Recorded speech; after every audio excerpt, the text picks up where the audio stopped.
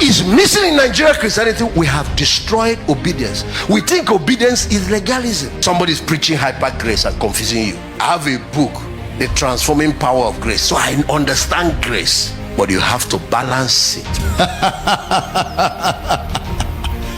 That's a laugh.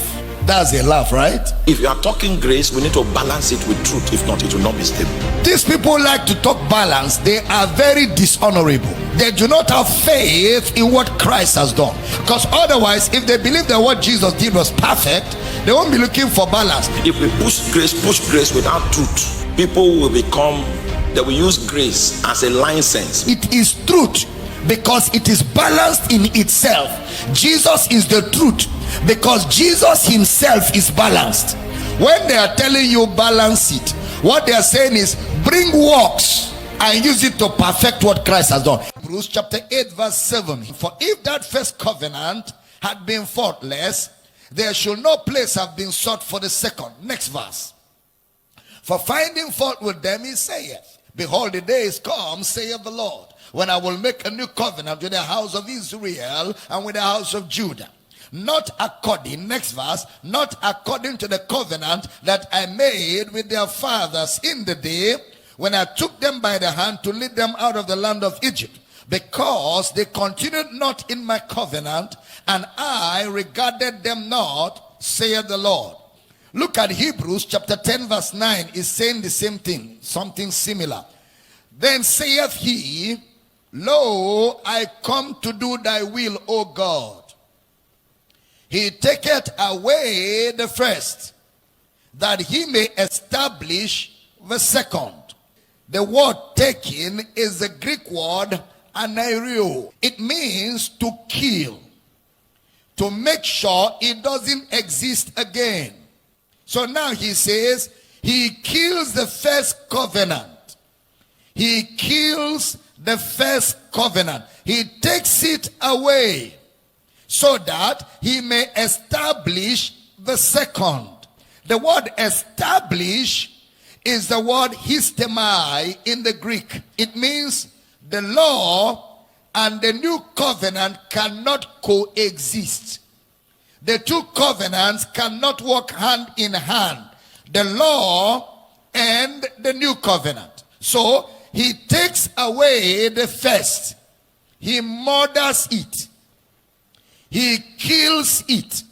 He destroys it, that he may establish the second. Are you still here? Because the first covenant is not his work. The law is not God's work. His work is the new covenant. And we find out that the new covenant precedes the Old Testament. The new covenant precedes the Old Testament. God has only one covenant. God does not have two covenants. Only one. Beginning from Adam to us, only one covenant God has had. The second one, which is the Old Covenant, was a man's covenant. It was not God's covenant. So that's why he murders, he kills, he destroys the Old Covenant, that he may establish the first covenant, which is now the second by implication. Are we still in the building? Look at Hebrews chapter 8 verse 10. For this is the covenant that I will make with the house of Israel after those days, saith the Lord. I will put my laws into their mind and write them in their hearts, and I will be to them a God, and they shall be to me a people. Next verse. And they shall not teach every man his neighbor and every man his brother, saying, know the Lord. For all shall know me, from the least to the greatest. Next verse. I love verse 12. For I will be merciful to their unrighteousness, and their sins and their iniquities will I remember no more. Now, the word remember no more in the Greek is the word mimnesko. Mimnesko. It means I will not put it to mind. I will remember no more means I will not put it to mind. Mimnesko. It doesn't mean I won't see it, but it means I will not take it to heart. I will not take it to mind. I'm not going to use it to relate with them. Mimnesco. Look at Hebrews chapter 8 verse 13. In that he saith, a new covenant he hath made the first old. Now that which decayeth and waxeth old is ready to vanish away. The word old is the word obsolete. Obsolete is the Greek word paleo. P-A-L-A-I-O-O. It means useless. He makes it useless. Like Hebrews 1:11. He makes it useless. Then there's another word there, ready to vanish. Ready to vanish. The word vanish in the Greek is to obliterate. That is, he makes it not exist again. He makes the first covenant not exist again. So the only thing God murders or destroys is the law.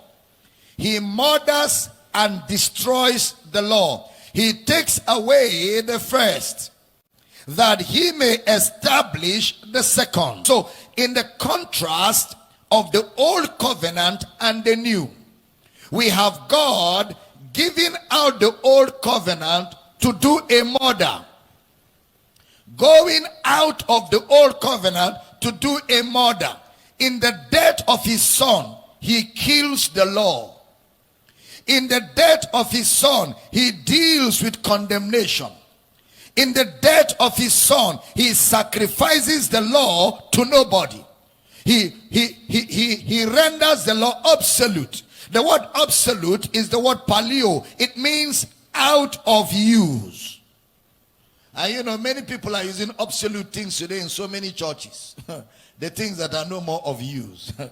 The things about the old covenant is that it is still written. That's the thing about it.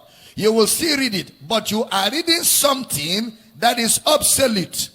It has no effect. Not because God made it have effect at all. God is the one that made it not have effect again. So God kills the old covenant, destroys the old covenant. That means he makes it useless with the death of Jesus. To put the law side by side with the death of Jesus and his sacrifice is an insult of the highest order. To put the law side by side with the sacrificial work of Christ is the highest dishonor ever. What Christ did was too perfect that the law cannot be brought to bear where the sacrifice of Christ is. Because the work of Jesus was to render the law useless. Someone said to me, the Old Testament was given to balance the New Testament. That's a laugh. That's a laugh, right? That the Old Testament was given to balance. You know, people like to balance. Balance it. When they are telling you balance it, what they are saying is bring works and use it to perfect what Christ has done. These people like to talk balance. They are very dishonorable. They do not have faith in what Christ has done. They do not believe that Jesus did a perfect job. They don't believe in it. They don't believe. Because otherwise, if they believe that what Jesus did was perfect, they won't be looking for balance. Because it is truth. Because it is balanced in itself. Jesus is the truth. Because Jesus himself is balanced. That's why Jesus alone is enough. Jesus minus nothing equals to everything. Jesus plus something equals to nothing. Jesus is a stand alone. He is the truth. He is not some of the truth. He is the totality of truth. So what he did was perfect, complete, balanced, and totally whole in itself. I have faith in the totality of what Christ did. Somebody shout hallelujah.